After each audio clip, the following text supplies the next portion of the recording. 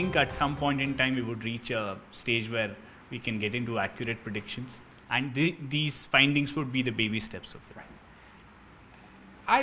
During the course of my this discussion, I mentioned about something called the solar cycle, Yes. which is a 11-year period. Every 11 year, the number of sunspot, it sort of waxes and wanes. Yeah. Actually, there is something called the magnetic cycle, which is a 22-year cycle, when the North Pole becomes a South Pole, the South Pole becomes a North Pole. Now, the Kodaikanal Solar Observatory, which is one of the ground-based observatories of the Indian Institute of Astrophysics, the first observations date back to the 1890s. Yeah. So we have collected data over a period of almost 5 to 6 magnetic cycles or 10 to 12 solar cycles. An accurate analysis of this statistical data has given us enough information on about how the sun's magnetic cycle behaves.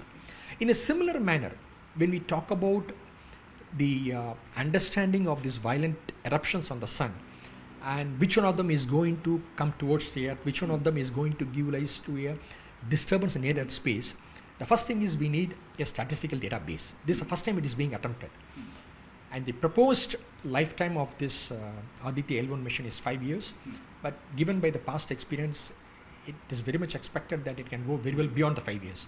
Hopefully, when you say 5 years, it is half a solar cycle. We should be able to have enough database to have, or statistically we will be able to predict these events well in advance.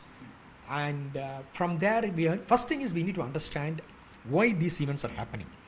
What are the signatures on the solar atmosphere which one should look for to say confidently and ambiguously that such an event is going to erupt. Now the next thing is, when I talk about these solar eruptions, and also I mentioned that the underlying sunspots are the cause for these things. The sunspots can be anywhere on the surface of the sun. Yeah.